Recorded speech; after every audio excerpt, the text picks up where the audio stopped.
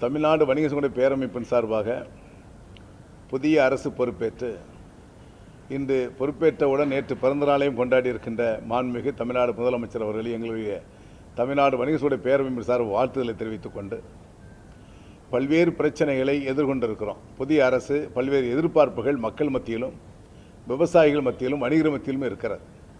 ஏன்னா வணிகர்களை பொறுத்தவரையில் எங்களுடைய வியாபாரம் கொஞ்சம் கொஞ்சமாக நலிந்து கொண்டு வருகிறது. இதற்கு அடிப்படை காரணம் என்பது கார்ப்பரேட் கம்பெனியுடைய ஆதிக்கங்கள், ஆன்லைனுடைய ஆதிக்கங்கள் கட்டுக்குள் அடங்காமல் தாண்டோனித்தனமாக செயல்பட்டு கொண்டிருக்கிறது. ஒரு மாநிலத்தைச் சேர்ந்த ஒரு வியாபாரி மட்டும் இங்கே கால் பதித்து பல லட்சம் வியாபாரிகளுடைய வாழ்க்கையை சூறையாடி கொண்டிருக்கிறார்கள். ஆகிய தருணத்திலே தமிழ்நாடு முதலமைச்சர் அவர்களை இந்த வாரத்தில் சந்திக்க இருக்கிறோம்.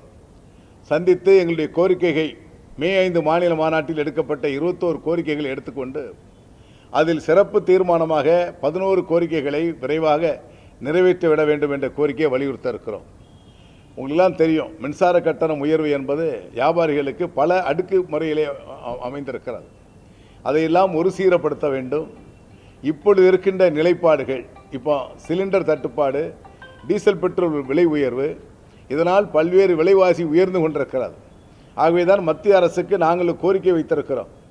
ஒரு 3 மாத காலத்திற்கு தோல் ஃப்ரீ செய்யப்பட வேண்டும். அப்படி செஞ்சால் இந்த விலையேற்றத்திற்கும் அதை ஈக்குவல் பண்ணுகின்ற பொழுது மக்களுக்கு விலையேறாமல் சாமானிய மக்கள் பாதுகாக்கக்கூடிய சூழல் ஏற்படும். இதையெல்லாம் மாநில அரசு மத்திய அரசுக்கு அழுத்தம் தர வேண்டும் என்று கோரிக்கை வலியுறுத்திருக்கிறோம்.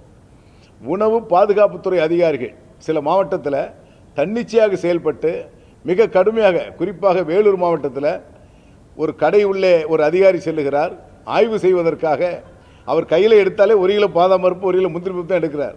வேறு பொருளே எடுப்பதில்லை. சட்டம் என்ன சொல்லுதுன்னா, அங்கே எடுக்கின்ற சாம்பிள் எடுக்கின்ற பொருள் பில் போட்டு வாங்கி பணம் கொடுத்துட்டு போனோம். ஆனால் அதற்கு அப்பாற்பட்டு பணத்தை எடுத்து சென்று தன்னுடைய வீட்டுக்கு தேவையான பொருள் 4000 சில ரூபாய்க்கு பொருள் எடுக்கப்பட்டு அந்த பொருளுக்கும் பணம் தரல.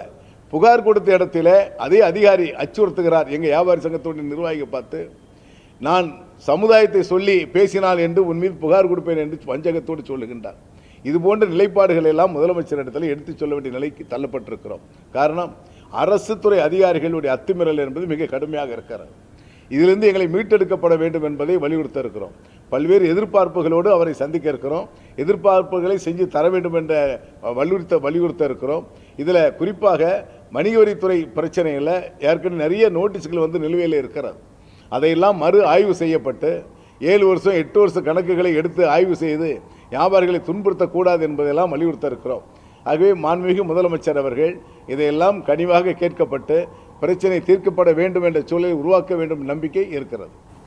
ஏற்கனவே கடந்த ஆட்சி காலத்தில் இருக்கக்கூடிய திமுக அரசு கிட்ட வணிகர் சங்கத்தில் இருக்கக்கூடிய நலிவடைந்த கலைஞர்களுக்கு அந்த நகை வழங்கும் திட்டத்தை ஒதுக்கணும் அப்படின்ற மாதிரியான கோரிக்கைகள் எடுத்திருந்துச்சு.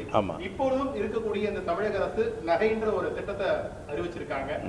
இப்ப அந்த வணிகர் சங்கத்தில் இருக்கக்கூடிய நலிவடைந்த கலைஞர்களுக்கு இந்த திட்டம் ஒதுக்கீடு செஞ்சா நல்லா இருக்குன்ற மாதிரியான எதிர்பார்ப்புகள் கட்டாயமா. அதாவது நலிவடைந்த தொழிலை விட்டு வெளிவரக்கூடிய நிலை இருக்கிறது. அதற்கு இது போன்ற திட்டங்களை அவரிடம் ஒப்படைத்தால் அவருடைய வாழ்வாதாரம் பெருகும், அந்த பொருளாதாரமும் விருட்சப்படுத்தும். ஏன்னா நம்ம நாட்டில் நம்ம ஊரில் இருக்கிற உற்பத்தியாளர்களை ஊக்கப்படுத்துகின்ற பொழுது இங்கு இருக்கின்ற வியாபாரம் பெருகும், பொதுமக்களும் செழிப்பாக இருக்கக்கூடிய வாய்ப்பு ஏற்படும். அதை நாங்கள் வலியுறுத்த கடமைப்பட்டிருக்கிறோம். தங்கத்தோட விலையும் ஏறிக்கிட்டு வருது. அப்படி இருக்கும்போது உள்ளூர் கலைஞர்களுக்கு இதுக்கான வாய்ப்புகள் கொடுக்கும் பட்சத்தில் அதுக்கான அரசினுடைய தொகைகள் கட்டாயமா. அதாவது அரசாங்கம் உள்ளூர் வணிகத்துக்கு ஆதரவு கொடுக்கின்ற பொழுது இந்த உள்ளூர் மிக வேகமாக வளர்ச்சி அடையும். அதே போன்ற நீர் ஆதாரம் நீங்கள் பார்த்தீங்கன்னா தமிழகம் முழுவதும் எவ்வளோ மழை பெய்தாலும் எவ்வளோ தண்ணி கொட்டி தீர்த்தாலும் ஆனால் குடிக்க தண்ணி இல்லாமல் 3 மாதம் கஷ்டப்படுறோம்.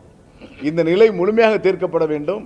இதற்கு மாநில அரசு எந்த நடவடிக்கை எடுத்தாலும் அதற்கு தமிழ்நாடு வணிக சங்க பேரமைப்பு எந்த ஆதரவையும் நாங்கள் தர தயாராக இருக்கிறோம். ஏன்னா நீர் ஆதாரம் என்பது மிக அவசியமாக இருக்கிறது.